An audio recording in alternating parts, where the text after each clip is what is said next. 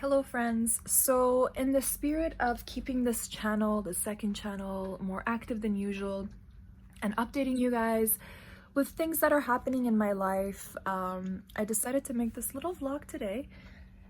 So for the past 2 weeks, and this is kind of the reason I've been a little bit quiet online and I haven't been posting a lot, because I usually post like one or two edited images, like one or two proper photos a day, not just like random things that I'm like taking a picture of myself on my iPhone, but like actually like things I worked on. But it's been very quiet the past couple of weeks, especially the last 2 weeks, and that is because Luna hasn't really been feeling well. She's 9 years old now, and so every time something happens, she pukes, or this is kind of gross, but when her poop isn't normal, I notice these things and I freak out because she's a lot older, and as you guys know, she's a little bit overweight. We've been really putting her from one diet to another ever since we got her. She was pretty like healthy. I mean, she is healthy, but as far as weight goes, my hair is like having a breakdown right now. As far as her weight goes, when she was younger, she was, normal, and as she got older, we tried different foods and we put her on different diets, and for a short period of time we were all moving around and she wasn't with any of us, so we gave her to somebody else to hold. And I think during that time she was overfed a little bit, but the person didn't really know how to feed cats. They never really owned a cat before, but they were great with cats. And to my understanding, they were giving my cat, this is so shitty, but they were giving my cat like treats as kibble, and replacement of kibble. So they bought, I guess the food that I gave them ran out and they didn't know what to do and what to get, and instead they went to a shop and they bought a big, those shitty square treats that you give your cats. I give them to my cat too. You can get like a bulk box of it and that lasts forever. The person was giving my cat that as a food, as dry food. So the person was giving that to my cat as dry food, as if that's like normal.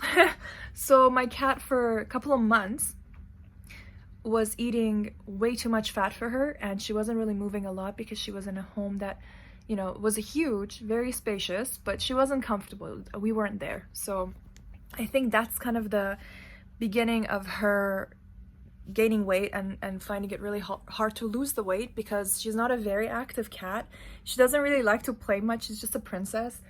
So yeah, a little bit overweight. She's in the back, as you can see, cleaning herself. So because of her weight, every time she'll puke or she won't eat for a day, I freak out and I'm like, oh, she probably has cancer, she's probably diabetic, and I start freaking out because she's old. And this is so cheesy, but Luna is the best. Like I freaking love Lucifer. She's even more affectionate than Luna has ever been.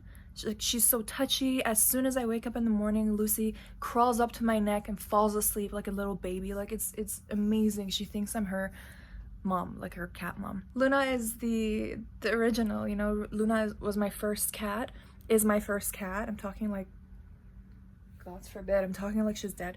Luna is my first cat, right? And she has been in my life for almost a decade. So you're attached. You get attached to your pets, especially going through dark times. There were times where I was very alone, and Sal wasn't even living in Canada at the time, and my parents were traveling, and my dad was away for business for a lot of that. So I was really alone. I was really alone, and Luna was really the only thing keeping me company. I would turn to her and like talk to her and she would understand and meow back. It was amazing. But all jokes aside, like, she's such a important little thing in my life. And so for the past 2 weeks, she's been she's been throwing up a lot and having diarrhea. And so it's been really, really tough for all of us, because we just have to keep cleaning the carpet, deep cleaning it, and like we soon have to get like a proper carpet cleaner to come and wash the entire carpet for us. We've been like spot cleaning for 2 weeks, and all that aside, I'm happy to like clean up. I don't get grossed out easily by like pet messes. I'm happy to do it. but it's scary because I don't know what's wrong with her. And last week we took her to the vet emergency, like the vet emergency, and they basically checked her out, and you know, she was behaving normally, she's acting normal the whole time, and they sent us home with some powder probiotics that we have to mix in with her wet food. And they gave her an injection for vomiting to stop it for 24 hours, and she was pretty normal. Her poop kind of got a little harder, and she wasn't puking, but then like 5 days later it just all comes back, and she's puking once every few hours. And then this morning she was puking like once every 2 hours, and to the point where it was just dry heaving. There was nothing to puke, you know, and she couldn't keep the food down. But the whole time she's just so sweet and like just acting like such a little angel. And if she would puke and I would clean it up, and she like right after I would go back to bed and try to sleep, she would come and snuggle up against me and purr, like her little way of like thanking me for cleaning up after her. But she was behaving normal, and so finally decided to take her back to her normal doctor, like her normal vet. We did some blood work on her today, and is she still in the back? Yeah, she's just chilling. She's good. She's good. I mean, that's her normal self. Like, that's her being her. When she's in pain, she gets very aggressive. Like, she'll hide from you. She won't let you touch her. And she's been in that position once before, so I know that that's abnormal. For her, it's normal to just be in her own space. So today they did a full blood work panel on her, and no urinalysis, but they did a blood work. I think is a lot more, it covers a lot more things. I don't know if the urinalysis is that important right now. I mean, I work in a laboratory. Blood work is always like the best way to diagnose someone, and I'm just glad we did blood work on her. And then they gave some kind of a fluid thing in the back of her neck. So the back of her neck is a little bit swollen now, and in the next 24 hours she's gonna absorb that subcutaneous fluid. And I think it's not as good as an IV, but it's good. But that should be good because she's been throwing up pretty frequently, and her bowel movement has been too soft, so she's clearly losing a lot of fluid. So that is just giving some fluid back to her. And they sent us home with anti-nausea pills, a paste for probiotics to keep her poop from being so soft. And what else did they give her? Oh, a new food plan. So we weighed her, and she's 7.5 or 7.6 kilograms, which is a lot. Her ideal weight is 5.5 or 6 kilograms. So we gotta work her down to that. And she's very picky with food, but the 2 cans they sent us home with, she kind of devoured half of the can, so that's a good sign. And tomorrow I'm gonna get a call back from the vet, and they're gonna give me an update on her blood work and to just see what's going on with her. And if the blood work shows us nothing, that's kind of good. But if the blood work shows us nothing, and her situation after the course of her treatment, like the medications we give her, doesn't improve, then we're gonna have to take her for an x-ray just to see if there's any obstruction in her stomach, if there's something that's blocking it, because something long could be blocking I think the stomach or the intestinal walls or something. It's long, so it does affect the way that they poo, and it makes them throw up, but they can still, you know, keep some food down and poop, so it kind of looks normal, but it's not a full obstruction. So we just want to make sure, you know, we're doing a full thing on her. So the last few days have been pretty intense and very exhausting. Last night I had about 3 hours of proper sleep, because every hour Luna was on top of my pillow just slapping my face to wake me up. I don't know if she wanted cuddles or more food, and we were doing whatever we could. And you know, if she wasn't there slapping my face to get attention, she was throwing up. And so the house was very quiet, and as soon as I would hear her throwing up, I would panic, jump out of bed and try to figure out where she puked. not only to clean it, but to also, it's kind of gross, but to also see if there's anything weird in the puke, if it's just hairball, or if it's bile, or if it's any digested food, or if it's non-digested food, because you need to know these things when you take them to the vet to figure out what's going on. And one time I actually, yesterday at night, when she puked, I found a piece of plastic bag in her puke. And I told the vet, and they told me that they tend to, even cats like Luna, who don't chew random things, like Luna is very picky even with her food, let alone wanting to chew non-edible things. She said when their stomach is upset, they tend to chew things that are not edible, and that's just the thing some of the cats do. So it wasn't anything to be too concerned about, but for the next couple of weeks we're gonna keep all of our trash cans plastic bag free. So we're just dumping like crap into the trash cans and like keeping the wet trash. I'm talking about poop, puke, diarrhea, trash liquid. Like I'm talking about all the horrible shit. I'm so sorry in this video. It's like piss and shit all over this video. I'm so sorry. But I work in a hospital. I'm so like, at this point, I'm so normal with these things. So if this is grossing you guys out, I'm so sorry, but I just deal with these things all the time, and it's just like kind of normal for me. But so we're just keeping the house like child-proofed for Luna, because we don't want her to be eating things. But yeah, I've been a little exhausted and been pretty quiet online because of that. I have a lot of things I would like to post and I would like to share with you guys, and there's vlogs that I want to edit. The vlog from Quebec, I really want to start working on. I haven't even started editing it because I haven't even had the energy to sit by the computer. As soon as I sit by the computer, like within an hour, I'll just hear her puking and I'll freak out, and it just ruins my entire mood. And you know, I start panicking and planning, and you know, when do I take her to the vet next? And like, should I take her to the vet or the emergency? And it's like every single move you make costs hundreds of dollars. Like in Vancouver, like there is no affordable pet care that I know of. As soon as you get a cat, and it's like I signed up for it, so like why should I complain about it? But every single time something happens, if I have to take her to the emergency for the most basic of things, I'm gonna walk out having paid no less than $400 just for like an hour of just like stabilizing her. At this point, I would just like give so much just to make sure she's not in pain and make sure she's happy. But it does sting a little bit. You know, it does sting a little bit when you leave and you're like, holy shit, that costs almost $1,000, and you're like, but then she's happy, she's eating again, and it feels good, you know? You're like, okay. But it does sting, I have to admit. I'm not gonna lie to you guys, it stings, okay? Even if I was a millionaire, it would sting still, okay? But that's it. Yeah, that's my update. My cat's been sick, and it's making me sick.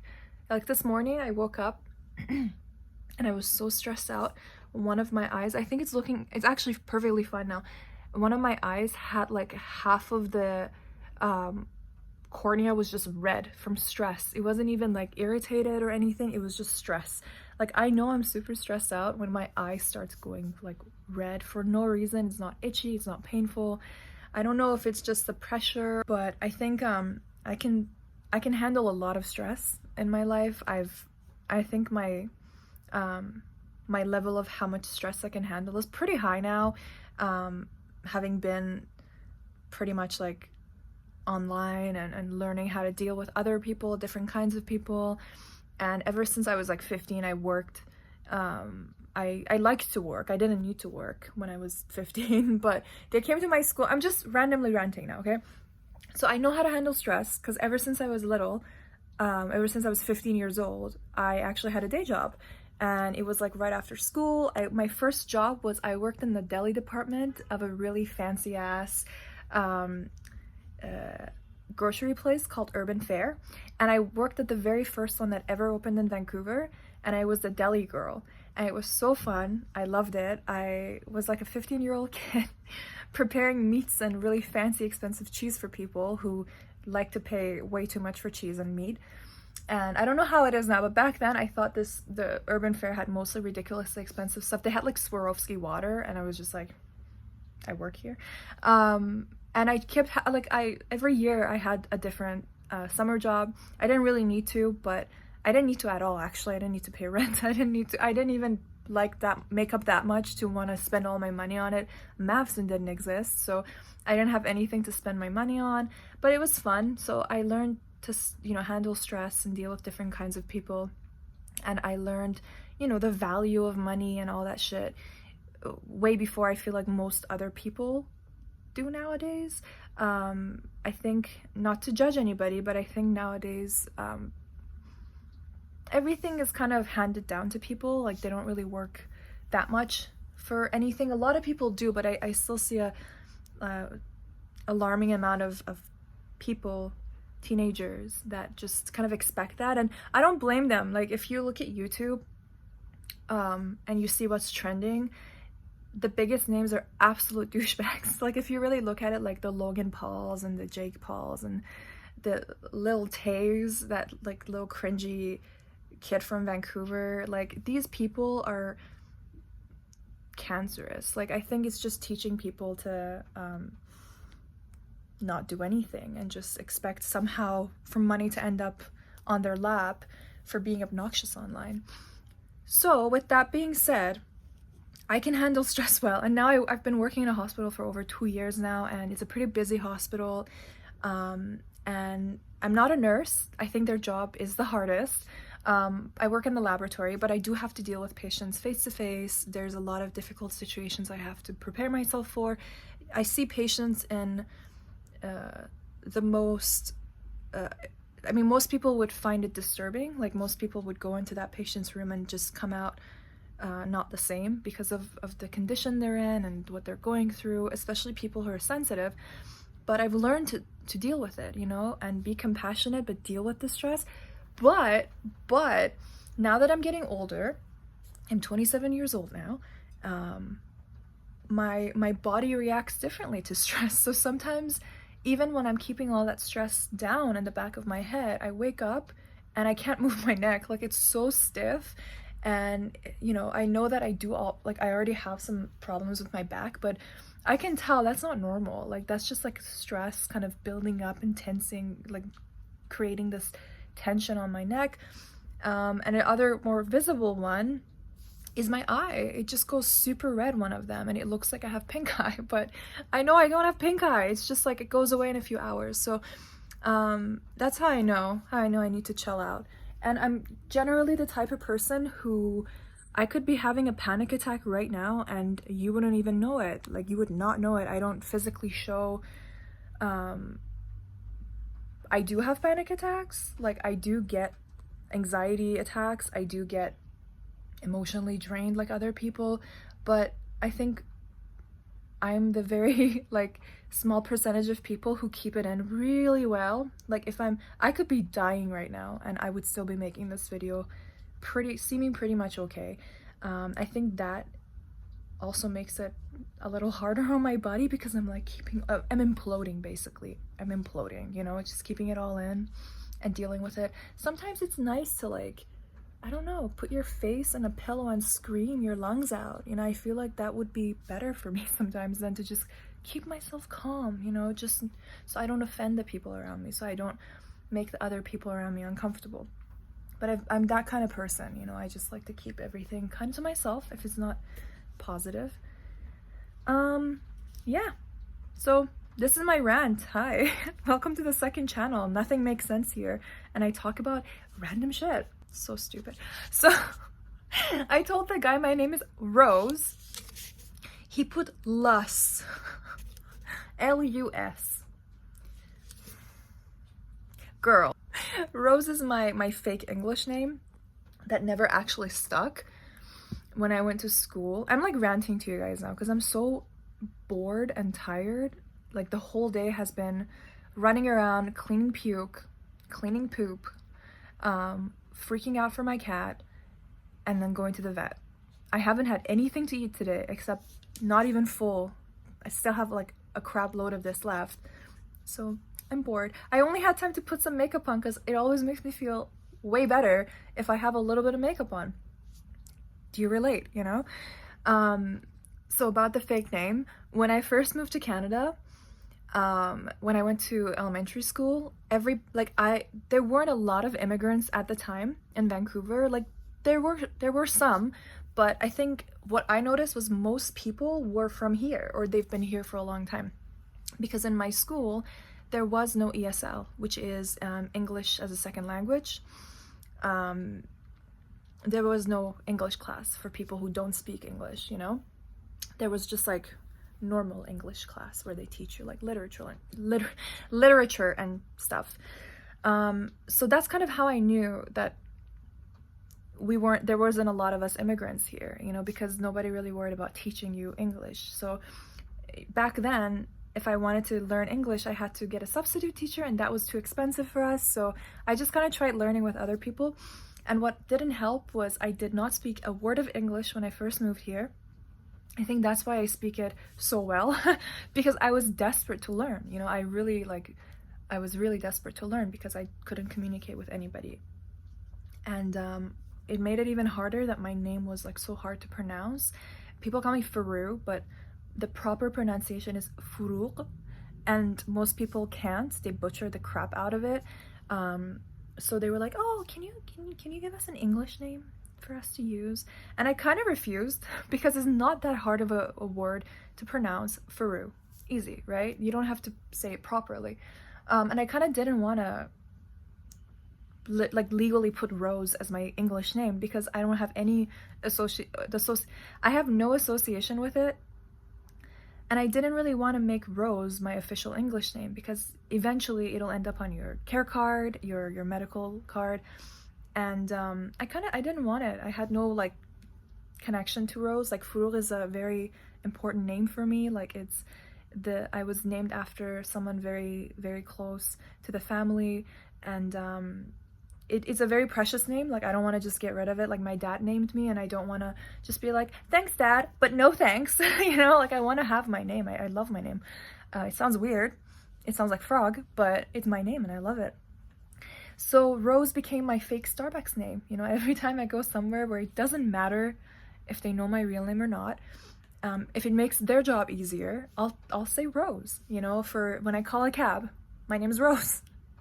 When I grab a coffee and they need my name, it's Rose, because it's so easy. But I guess it's not easy for most people, because Rose, Lus. I don't know, man. I don't mind Lus. It sounds fun. But yeah, that's about it. This was my long ass rant video because I had such a not that hard of a day, but very stressful, you know. I know also another thing I know when I'm super stressed, I can't eat anything, and I'm starving. Like I'm actually so hungry. Like my body is like, give me something to eat, but then my mouth is like, nah, just have coffee, you're fine. Just drink more coffee. But yeah, Luna's doing okay. It's right there. Oh, boy is right behind me, just chilling as usual. And I hope she continues doing well, because I don't want to put her through more stress. Like every time we take her to the vet, she freaks out. Not that bad, but like she'll start hyperventilating, and she's very nervous with new places and new people, and so I just don't want to put her through the pain. You know what I mean? And I've always said, this is such a cold-hearted thing to say, and I'm gonna say it because this is my channel. I can say whatever I want. Every time something weird happens with Luna, like she's puking or something like kind of weird comes up with her health, I always remind myself that I love her with all my heart, but if they tell me, God's forbid, if they tell me that there's something very serious wrong with her and that they're gonna have to like really be invasive with her and like put her through these treatments and it might not work and it's years and years of like medication and it's just gonna extend her life a little bit and she's gonna be in a lot of pain going through those treatments, I'm not really gonna want that at this point. Like, she's 9 years old, she's my best friend, I love her with all my heart. It's even hard saying this, but it's the truth. I'm not gonna put her through that, you know. if God's forbid something happens and she's not gonna recover, but they're gonna be like, but we can try this treatment and it might work and it might give her another year, but she's like in a lot of pain and she's miserable. And because cats don't they don't know death, they don't fear death. We fear death. We're humans, we fear dying. Cats fear pain. Like, these are innocent animals. They're scared of pain and they're scared of stress, you know. I don't think they understand what death is. Maybe cats do, because they're fucking creepy and magical, but witchy as hell. But I don't think that they understand death and dying and missing your owner and stuff like that. We understand that, you know. It's hard for me, but and I hope saying this will not somehow attract this horrible scenario on my life, because I believe in that stuff. Like, I usually don't talk about terrible things because I feel like somewhere in the universe something hears it and it's like, okay, it'll happen to you. But if something happens, I'm not gonna put her through it. I won't do that, you know. I rather lose her painlessly than put her through a lot of pain and be selfish, because I don't want to lose her. And a lot of people aren't being selfish. Like, there's a lot of hope in treatments and stuff, you know. Like, if your dog gets cancer, there's a lot of ways to treat it and it's actually pretty hopeful. But, you know, the vets are honest with you. If there isn't a lot of hope and outcome, I'm not gonna put her through that. And it's really hard to say that because she's been with me for some of the most important years of my life, and I don't want to lose her. But my biggest fear is if she's in pain, you know. I don't want her to be in pain. That's it. And but yeah, so it's been a lot of that in my head the past few days, which makes it all worse, because, you know, a part of me is like, oh, she's just puking, that's okay, cats do that. But the other part's like, prepare yourself just in case you have to make the hard decision. And I'm like, you know. So she's doing well for now. I hope that she feels better. I'll keep you guys updated. And I'm gonna go, what am I gonna do? Something, I don't know, probably eat something, and relax for the rest of the day so my other eyeball doesn't blow up, you know. That's nice. But that's about it. Thank you for joining me in this long ass rant vlog for the second channel. I kind of prefer making these kind of videos rather than making a huge ass Facebook post. I think it's a lot more personal, and you know, it's like talking to you guys in person, like me and you having a chat, two friends. I can't hear what you're saying, but you can hear what I'm saying. But let me know how you feel about your pets and like if you've had an experience where, you know, you have a pet that's a little bit older and then your brain is like, what if something bad happens, you know. Because I have never really experienced that.